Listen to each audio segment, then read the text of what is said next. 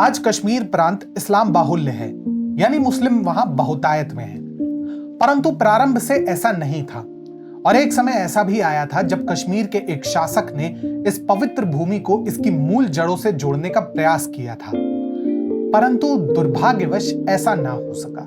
नमस्कार मित्रों, टीएफआई इतिहास एवं संस्कृति पर आपका स्वागत है और मैं निमेश पांडे आपको परिचित कराऊंगा उस एक अवसर से जहां कश्मीर पुनः सनातनी हो सकता था, परंतु कुछ लोगों की कुंठा के कारण ऐसा ना हो सका।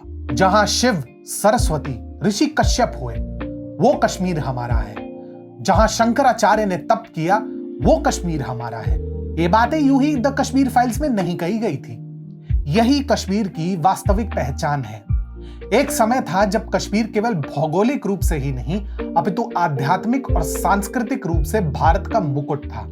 यहां से कारकोट वंश उत्पन्न हुआ, जिसने भारत को लगभग 3 शताब्दियों तक विदेशी आक्रांताओं से बचाए रखने में एक महत्वपूर्ण भूमिका निभाई।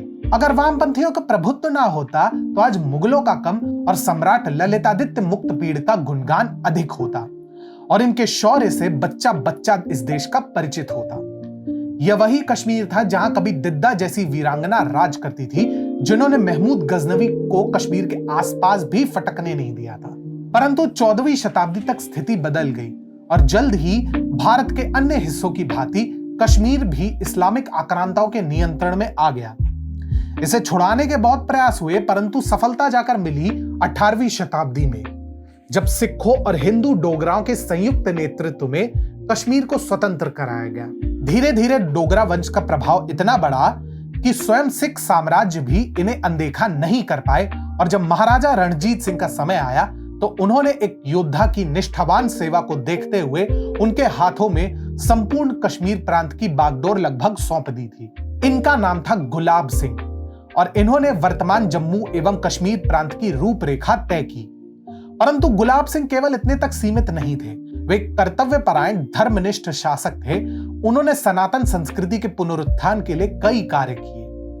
इसके अतिरिक्त वे इस बात से भी परिचित थे कि रणजीत सिंह और हरि सिंह नलवा के अतिरिक्त पंजाब को संभालने योग्य और कोई नहीं है। ऐसे में जब उन पर आरोप लगा कि वे सिख साम्राज्य के साथ विश्वासघात कर रहे हैं, तो उन्होंने अंग्रेजों के साथ एक अनोखी संधि की, जिससे जम्मू और कश्मीर तो उनका हुआ ही और साथ ही साथ अंग्रेजों के दोहरे मापदंड एक प्रकार से उन्हीं अंग्रेजों पे भारी पड़े।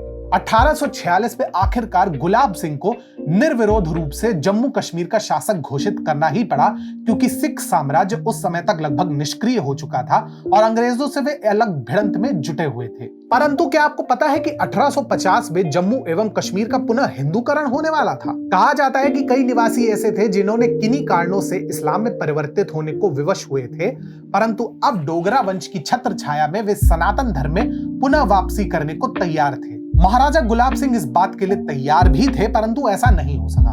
आपको पता है क्यों? क्योंकि उसी कश्मीर के एक समुदाय ने स्पष्ट कर दिया कि अगर इन्हें सनातन धर्म में वापस लिया गया तो या तो वे कश्मीर त्याग देंगे अथवा इस्लाम में परिवर्तित हो जाएंगे। ब्रिटिश इतिहासकारों के अनुसार ये काशी के पंडित थे, परंतु स्थानीय सूत्रों और कुछ संस्मरणों की माने तो ये शायद कश्मीरी पंडित थे, जिनका युगों युगों से कश्मीर के राजनीति एवं संस्कृति में अभूतपूर्व योगदान रहा था। अब वो कहते हैं ना कि बिना आग के धुआं नहीं निकलता। कुछ तो इस बात में सत्यता अवश्य रही होगी, अन्यथा वो क्या कारण है कि आज भी डोगरा समुदाय और कश्मीरी पंडित समुदाय अधिकतम समय एक दूसरे से दूरी बनाना ही श्रेयस्कर समझते हैं। जब महाराजा हरि सिंह भारत से जुड़ना चाहते थे, तब भी आश्चर्यजनक रूप से उनके प्रधानमंत्री और एक कश्मीरी पंडित रामचंद्र काक ने इस प्रस्ताव का विरोध किया था। अब ये केवल संयोग तो नहीं हो सकता ना? अब सोचिए, अगर महाराजा गुलाब सिंह ने अपने हृदय की सुनी होती तो कश्मीर की आधे से अधिक वर्तमान समस्याएं वहीं के वहीं सॉल्व हो जाती।